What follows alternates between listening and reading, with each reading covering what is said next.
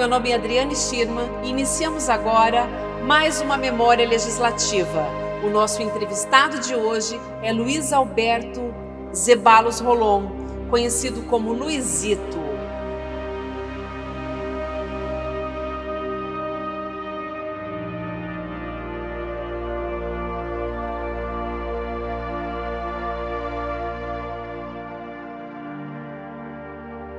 O que acontecia na época de Impactante foi a derrocada das Sete Quedas. Não sei se você chegou a ouvir falar, mas com a formação do lago e a construção da ponte, precisou-se criar uma via navegável, né, que passasse por baixo da ponte e pudesse vir lá do lago e ir para o rio.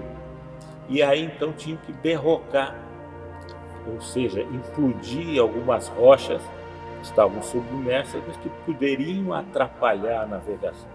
Então isso foi uma questão bastante polêmica, porque tinha um impacto ambiental, tinha o problema dos cascudos que ficavam nas pedras, então isso foi um período assim que houve, sobre esse assunto, houve muito debate, muita conversa, houve participação dos vereadores, mas também houve participação dos órgãos ambientais, até que fosse finalmente aprovado.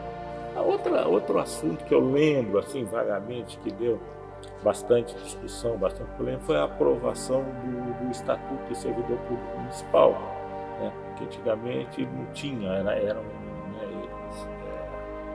o que o pessoal utilizava era uma legislação federal, daí teve essa. Isso também foi bastante. E teve um outro problema grave com a formação do lago, que foi o roubo, o assalto, o furto de tratores, de equipamentos agrícolas, porque as Sete Quedas era uma barreira natural. Com a formação do lago, ficou fácil o trânsito de levar daqui para o Paraguai, do Paraguai para cá. Então houve a necessidade até da criação de uma patrulha rural especialmente criada, uma reivindicação dos agricultores do entorno do lago, para proteger, porque a quantidade de assaltos, de roubos, de famílias sendo vítima o pessoal que morava na região, houve muita gente que se mudou para a cidade simplesmente para fugir, mas era roubo de tratores, roubo de outro tipo de maquinários, de gado, enfim, de tudo. Foi um transtorno. Aquilo envolveu muito a participação política, cobrança por parte da população, né, com relação a uma tomada de decisão dos prefeitos na época, do governador, porque foi um caos isso, até que culminou com a formação dessa patrulha, que foi subsidiada por um fundo criado entre o município e os próprios agricultores, que pagavam combustível, pagavam isso aqui, do pessoal da polícia, para poder ficar fazendo essa fiscalização.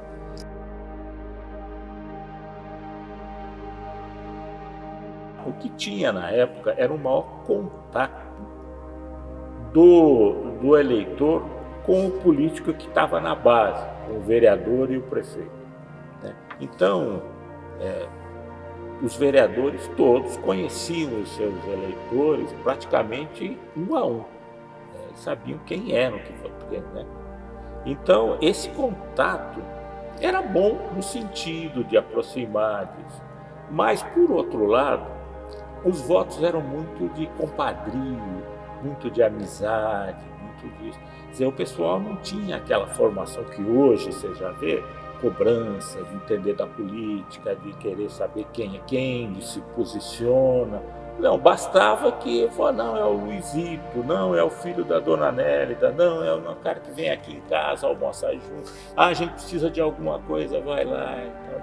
Mas eles votavam sem sequer questionar ou avaliar as tuas condições para exercer o cargo. Se tinha condições técnicas, intelectuais, isso não era avaliado. O que era avaliado era essa proximidade.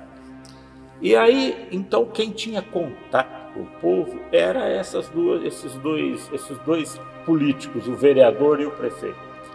Os deputados, senadores, o pessoal votava por indicação de vereadores e prefeito. Não tinha nem conhecimento. Então, não tinha nem conhecimento. Você conhecia os deputados, que eles vinham na época, os deputados faziam contato com os vereadores. Vinha talvez, eles faziam um churrasco, uma festa, um comício, aí eles vinham uma vez ou outra, porque pedia para vir, vem, preciso te apresentar aqui para a população. Aí vinha, passava aquele dia, abraçava todo mundo e depois ia embora, né? Naquela época a impressão que nem os vereadores sabiam que existia o STF, né? Hoje, se você perguntar para a maioria das pessoas, sabe se dizer quem são os ministros, os 11 ministros, quem é, né?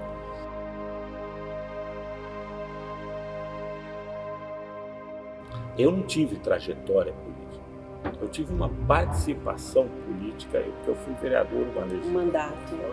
E não fui candidato. Eu pedi a eleição, eu simplesmente desisti.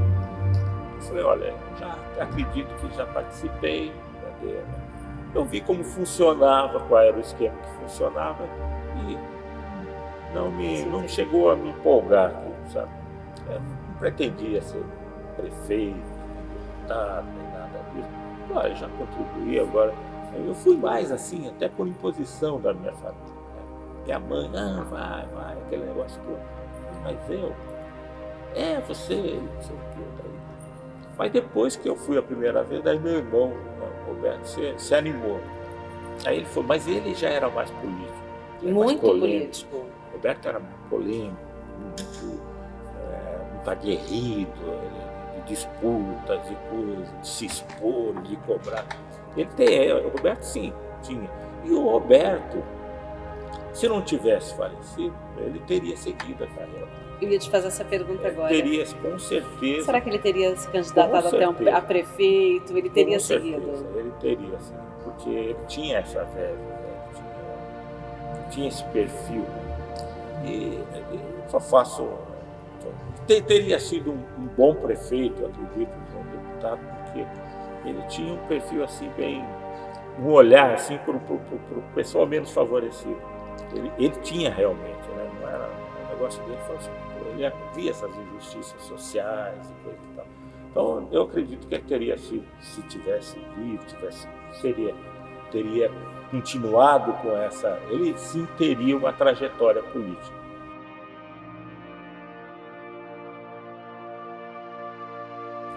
Eu acredito até que a experiência mais interessante foi como vereador. E como vereador, né, no plenário, você participa mais, você discute mais, né, você vai, faz. O presidente fica mais na função de coordenação, ele só vota. Só tem o voto no Minerva. Só o voto Eva, né? Mas o gostoso, interessante mesmo, que eu achava, né, era justamente essa participação, né?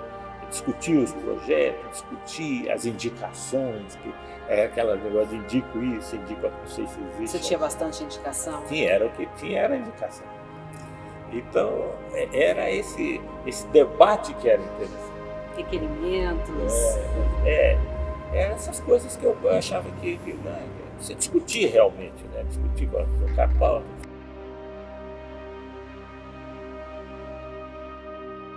Mas a família Zeballos Rolon, ela tem uma participação muito grande, né? Teve. Começou O senhor estava mostrando meu tio foi de 56 a 60, João Zeballos, né?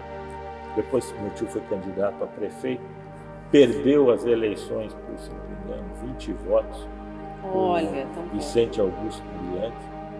Meu tio era muito jovem na época, solteiro. As famílias acharam que ele não estava preparado ainda. Mas aí elegeram o Vicente Augusto Brilhante.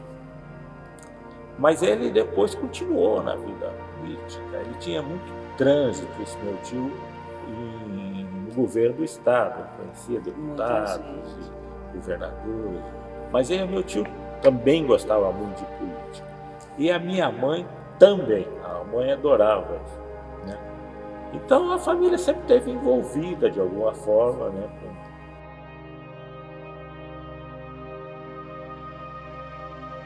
O problema foi o seguinte, que na legislatura de 92 foi aprovada a nível nacional uma lei chamada Lei de Improbidade Administrativa. que não existia antes. E aí nós tivemos problemas com relação a subsídios, porque existia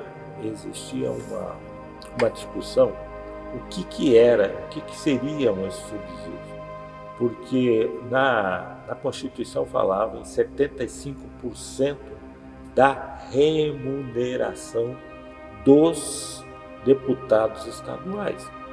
Olha, remuneração é uma palavra que inclusive consta na CLT, né, e que engloba tudo o que os deputados ganhariam, inclusive gorjeta. Remuneração é tudo, não é só aquele fixo, mas também, né?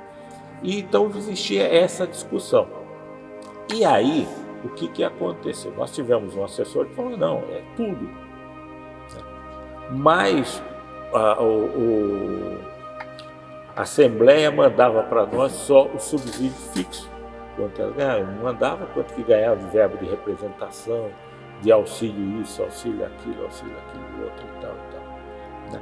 E aí a gente fazia incidir 75% sobre o fixo.